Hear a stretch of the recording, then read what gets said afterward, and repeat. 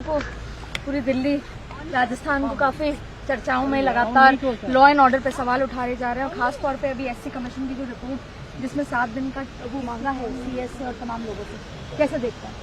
तो SC commission की जो अलवर में जो अभी महिला के साथ जो हुआ है उसमें एससी कमीशन ने एक रिपोर्ट नोटिस जारी किया है जिसमें सीएस, डीजीपी और कमिश्नर तमाम लोगों को 7 दिन में जवाब देना है। अगर कहता तो या कमीशन कहता है तो जवाब जाते हैं। तो देखिए घटनाएं होना चिंताजनक होती है, जघन्य अपराध भी होते हैं, आप देख रहे हैं वही है। तो मैं समझता हूँ कि राजस्थान वो राज्य है जहाँ पर कुछ नवाचार किए हैं, लोग समझना पड़ेगा उनको। संख्या बढ़ी केसेस की ये लोग आरोप लगाते हैं। तो आज से जब सरकार बनी थी हमारी, तब जो मैंने फैसले किए हैं पीएचपी हेडक्वार्टर जाके किए हैं कि राजस्थान एकमात्र राजस्थान राज्य होगा जिसमें हर एफआईआर को लॉन्च करना पड़ेगा। कंपल्सरी किया मैंने, एफआईआर को लॉन्च होती नहीं थी। आधे लोग भगा देते थे पुलिस वाले, खुद भी बेचारे गरीबों को, या कोई इज्जत वाला आदमी रहता नहीं था, पता नहीं क्या बेइज्जती हो जाएगी। उस माहौल को ठीक करने के लिए हमने रिसेप्शन के वहाँ पे ऑफिस बनवा रहे हैं हम लोग। बिल्डिंग के अंदर रिसेप्शन के कमरे बन रहे, रिसेप्शन के अंदर जाके बैठे आदमी ढंग से बात कर सके। नंबर 1, एफआईआर मैंने कंपल्सरी कर दी है कि एफआईआर कंपल्सरी उसको अनिवार्य रजिस्टर करनी पड़ेगी। अगर वो नहीं करेगा तो एसपी ऑफिस को करना पड़ेगा। उसके कारण से मुझे उस दिन मैंने कहा था मीडिया को, इस फैसले से नंबर बढ़ेंगे हमारे, परंतु न्याय मिलेगा लोगों को। अब जो बातें केस सामने आ रही है के बाद बताते लोग, इसीलिए आ रहे हैं कि हमने कंपल्सरी कर दी है, वरना लोग खुद बेचारे इतने डिमोरलाइज थे कि एफआईआर कारण जाते भी नहीं थे। कई लोग तो जाने को फायदा नहीं है, वो लॉन्च होंगी नहीं, वहाँ पर रजिस्टर नहीं होगी। इतना बड़ा रात दिन का फर्क पड़ा है। ये बातें जब तक नहीं समझेंगे तब तक बाकी को उत्तर मिल नहीं सकती। ये बेसिक बात। नंबर 2, 300 दिन लगते थे तफ्तीश के अंदर, अब 50-55 दिन लगते हैं। तफ्तीश पूरा होकर केस चालान पेश हो जाता है। ये भी उसी का पार्ट है जो हमने रिफॉर्म एक एडिशनल एसपी लगा दिया है महिलाओं के लिए। सिर्फ पहले डीवाईएसपी था, फिर एडिशनल एसपी हो गया, जो सिर्फ महिलाओं के अन्याय, अत्याचार, उत्पीड़न के खिलाफ में वो बात करें। लीगल ऑफिसर लगाते हैं हम लोग सीरियस केस में, वो लीगली देख लिया कहीं चालान पेश हो गया हो और लीगली कहीं कमी रह गई तो वो फिर वो सक्सेस नहीं होता केस। वहां तक हमने कर दिया है। केस ऑफिसर डायरी होती है जिसमें एक ऑफिसर पूरे केस को फॉलो अप करता है। उस पर हमने केस दर्ज करना शुरू किए। जैसे अभी जालोर का केस था, उसमें दर्ज कर दिया है। कल मैंने एडीजी क्राइम, वो खुद भी शेड्यूल कास्ट के खुद रखती है, उनको कल और मैंने भेजा है और गहराई से पड़ताल करो इसकी। और जो परिवार चाहता है वो तैयारी करने के लिए, तफ्तीश में उनको डाउट हो, ये नहीं ये एजेंसी ठीक है, ये व्यक्ति ठीक है, वो बदल देंगे। तो कोई घटना होना एक बात है, पर घटना के बाद में पुलिस क्या उसको मुलजिम को सेव कर रही है, क्या सॉफ्ट है क्या उसके प्रति? अगर वो सॉफ्ट नहीं है, कार्रवाई कर रही है, कड़ी कार्रवाई कर रही है, अरेस्ट कर लिया, और आगे हम चाहते हैं कि वो चाहे जिसे जांच करवा ले, एजेंसी हो चाहे भले वो व्यक्ति हो, अधिकारी हो, विशेष अधिकारी हो, तो मैं समझता हूँ वहाँ कोई जानबूझ के कुछ लोग जो है हवा देने में उनको शौक होता है, जिनके बाद कोई काम नहीं होता है उनको शौक भी होता है, कुछ करते जाओ, कुछ करते जाओ, न्यूज बनेगी, करेगी, न्यूज में नाम आएगा। कई लोग उसी जिंदा रहते बेचारे। तो ऐसे लोग हैं जो न्यूज से जिंदा रहते हैं लोगों की। और आप लोगों के मीडिया वाले, आप लोग दोस्त भी होते हो, तो आप लोग उनको जिंदा रखते भी हो। दम कुछ नहीं होता है, पर जिंदा रखते हैं हम लोग। ये परंपरा देखो लोकतंत्र में चलती है। हम लोग तो मोदी जी, अमित शाह जी, बीजेपी, आरएसएस जी फासिस्ट लोग हैं, ये इसको सहन नहीं करते हैं। चाहे मीडिया वाला हो चाहे कोई हो, साहित्यकार, पत्रकार, लेखक आज जेलों में बैठे बंद हैं। हम लोग इनके खिलाफ है। हम तो कहते हैं कि लोकतंत्र में सबको आज़ादी बोलने की है, लिखने की है, दिखाने की है, कुछ भी करो। हम कुछ छेड़ते नहीं किसी को। हम जानते हैं उसके कारण कई लोग हमें वो मजे लेते हैं हम लोगों के खिलाफ लिखने में। जो वो उनका काम है, हमारा काम है कि सत्य के रास्ते पे चलो, न्याय दिलाओ लोगों को। मैंने 15 अगस्त में कहा कि आज आजादी के बाद में आज भी छुआछूत होती है, ये मानवता में कलंक है। आरएसएस को चाहिए, बीजेपी को चाहिए, तुम हिंदू राष्ट्र की बात कर रहे हो, हिंदुओं को एक करने की बात करते हो, तो शेड्यूल कास्ट दलित वर्ग भी, वो भी हिंदू है, ओबीसी के लोग भी हिंदू है और जनरल कास्ट के लोग भी हिंदू है। आप इन तीनों को देख कर दो, बराबरी का, समानता का अधिकार दिला दो। उनमें समानता का अधिकार नहीं है, ऊंच नीच का भेदभाव होता है, जातिवाद भी ऊंच नीच के भेदभाव होते हैं। तो ये जो स्थिति है उसको ठीक करे पहले ये आरएसएस और ये बीजेपी वाले अभियान ही चलाए। हम हरिजनों के घर जाएंगे, वहां बैठेंगे, भोजन करेंगे, विश्वास दिलाएंगे। जैसे आजादी के वक्त में गांधी जी ने, राजस्थान की मैं बात करूं, जयनारायण व्यास जी थे हमारे, श्री राजस्थान जोधपुर के फ्रीडम फाइटर थे, माणिकलाल वर्मा थे उदयपुर के, कई हस्तियां थी फ्रीडम मूवमेंट की जो कि उस जमाने मंदिर प्रवेश करवाती थी, हरिजनों के साथ बैठ के खाने खाते थे। अब वो सिलसिला है नहीं, तो हम तो उस क्लास के लोग हैं जो चाहते हैं कि ऐसे जो बेसिक इश्यू है देश में उस पर ध्यान जाए, केंद्र सरकार का भी जाए, मोदी जी का जाए, अमित शाह के जाए। उनको भगवान ने मौका दिया प्राइम मिनिस्टर बनने का 2 बार, और वो हिंदू की बात करते हैं और दुनिया में जा एक धर्म की बात की है, वो धर्म वहाँ पे राज तो करते गए, बाद में वहाँ पे डिक्टेटरशिप आ गई, तानाशाही आ गई। हिंदुस्तान के अंदर भी उसी तरफ बढ़ रहे हैं, लोकतंत्र की परवाह नहीं कर रहे हैं। लोग क्या कहेंगे, परवाह नहीं करेंगे, चुनाव जीत रहे हम तो हिंदू के नाम पे, हिंदू वोट दे रहा मैं तो, और परवाह क्यों किसी की। ये टेंडेंसी खतरनाक है, देश के लिए खतरनाक है।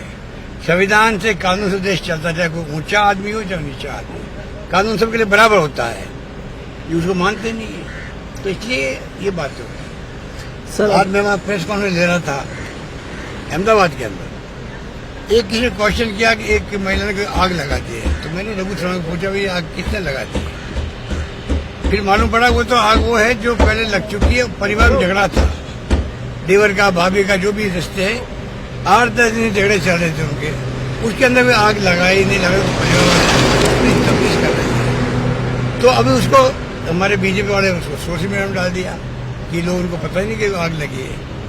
आग क्राइम, परिवार में झगड़ा हो गया है, पुलिस अपना काम कर रही है। तो ये बीजेपी वाले इस प्रकार से मैं समझता हूँ जो देश चला रहे हैं, महंगाई की परवाह इनको नहीं है, महिला दुखी है, बेरोजगारी हाहाकार मची हुई देश के अंदर, और तो पत्रकारों की नौकरी चली गई, तनख्वाह कम कर दी गई है। आप तो खुद भुगतभोगी हो भाई। तो ये तमाम बातें थोड़ी इसका मुकाबला करेंगे हम लोग। आंदोलनकारी कांग्रेस रामलीला मैदान के अंदर बड़ी रैली हो रही है, या तो 28 को होगी या आज अभी मीटिंग हो रही तय होगी, तारीख तय होगी, बड़ी रैली होगी। आप देखिए उस दिन जब रैली हुई 5 तारीख को, काले कपड़े पहन के जो मेंबर पार्लियामेंट ने प्रदर्शन किया महंगाई और बेरोजगारी के खिलाफ में, शाम तक देखिए आप एनडीए गवर्नमेंट की और इनके नेताओं की, प्रधानमंत्री जी, गृह मंत्री सब सत्ते में आ गए, डिफेंस में आ गए, क्योंकि इश्यू है पब्लिक के अंदर। वो सब घबरा गए। काला जादू की बात करना कि काला जादू आ गया है, काला जादू आ गया है। भाई आपको काला जादू है, जादू टोने हैं। अरे हम तो बचपन से के खिलाफ रहे जादू टोने के। जादू तो जादू मैजिक अलग चीज है जिसमें मेरा विश्वास है। मैजिक अलग चीज है, वो ट्रिक होती है, और ये काला जादू जो होता है होता नहीं है। तो मैं देखता हूँ कि सुनता रहता हूँ लोगों को, तो देखते हैं क्या होता है। तो क्या ये आपके उस जादू में ये ट्रैप हो गए बीजेपी वाले? देखिए मेरा जादू परमानेंट है देश के अंदर, प्रदेश के अंदर परमानेंट जादूगर हूँ मैं हूँ, उस पर जादू अपना आप चलता रहता है, फिर वही नहीं होता। वो तो जादू मेरा अलग तरह का जादू है, और वो जादू देख लीजिए आप, लगातार 24 में देखने को मिलेगा। सेवा करने का जो मुझे अवसर मिला है पब्लिक की, मेरा तो जिंदगी का मकसद है अंतिम सांस तक सेवा करना, गरीब की आंसू पहुंचना, जो गांधी जी ने कहा था। सब बात आ जाती है, गरीब आ जाता है, मिडिल क्लास आ जाते हैं, दलित, पिछड़े, माइनॉरिटी सब आ जाते हैं उसके अंदर। और गरीब चाहे वो ब्राह्मण वैसे क्यों नहीं हूँ। गरीब है, मैं उसके साथ खड़ा हूँ, बस ये मेरा सोच रहता है हमेशा, और मुझे संतोष मिलता है उससे। सरकारें आई चली गई, पर मैं हमेशा उस पर खड़ा रहता हूँ। भाई नहीं, मेरा रास्ता था दोनों टर्म का शानदार, मैंने गवर्नेंस की थी उस वक्त में, शानदार स्कीम लेके आए, दवाएं फ्री, उस वक्त आ गए थे। अब तो बहुत हम आगे बढ़ गए हैं, टैक्स फ्री हो गए थे, कई योजना लेके आए थे। संतोष मिलता है, अच्छा लगता है फैसले करने में। बाकी भी चुनाव हरवा देती जनता, में क्या कर सकता है। इस बार मैं चाहता हूँ जनता में चुनाव वापस जिताए, रिपीट करे। इतने मैंने काम किए हैं, हर परिवार में हमारी स्कीम पहुंच गई है, कोई न कोई स्कीम पहुंच गई है, स्वास्थ्य सेवाएं पहुंच गई है, कोई कम बात है क्या। दुखी उससे होते लोग आगे चले, कर्जा लेके इलाज करवाते हैं, अब सब इलाज फ्री होने लग गया। तो मैं तो पब्लिक को खुद को आह्वान कर रहा हूँ, इस बार कृपा करो हमारे ऊपर।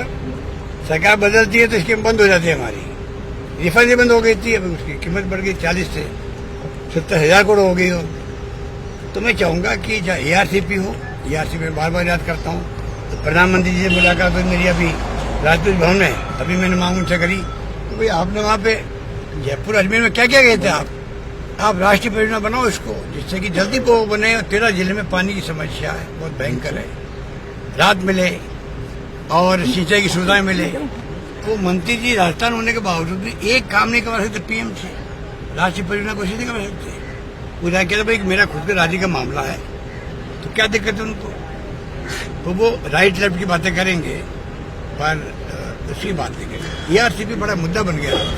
सर एक बड़ा मुद्दा ये है कि प्रधानमंत्री ने जो लाल किले से भाषण दिया, उस पर भारत में केवल एक आप थे जिन्होंने इस तरीके से उनको डिफेंड किया और उनको जवाब दिया, बाकी किसी ने जवाब नहीं दिया। और जिस तरीके इतिहास पर बात करी उन्होंने, और इतिहास के जो आजादी की जो बात थी उसको ओवरलैप किया, आपने ही जवाब दिया और किसी देखिए गांधी जी है,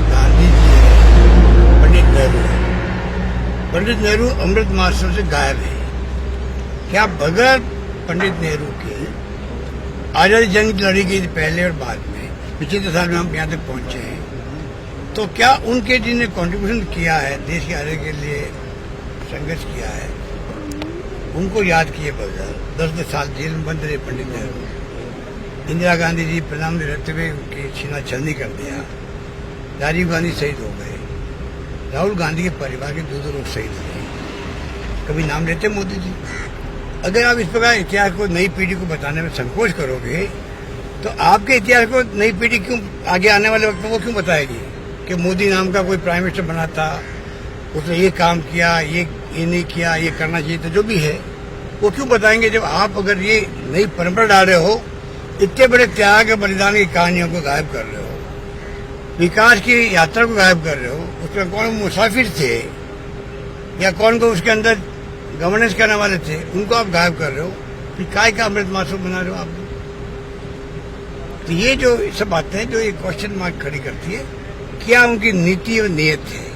अमृत महोत्सव में एक मौका था इनके सामने कि देश के नौजवानों को ये मैसेज देते कि हमें गर्व करने वाली बातें क्या क्या है देश के लिए, आप सबको गर्व होना चाहिए, जैसे कि वो आने वाले वक्त में उनके ऊपर भार है देश का, वो फिर अगली पीढ़ी के लिए मैसेज देते हैं। दुनिया कहती है कि हिंदुस्तान अभी अमृत महोत्सव मना रहा है, ये माहौल बनना चाहिए देश के अंदर। अभी इवेंट हो रहे हैं हमारे, एक के बाद एक इवेंट हो रही है, इवेंट कर लीजिए आप, पैसा खर्च होता है, कोई दिक्कत नहीं है, पर उससे आपका नई पीढ़ी को प्रेरणा क्या मिलेगी, मोटिवेशन क्या होगा, मुझे इसमें तकलीफ हो रही है। Thank you sir.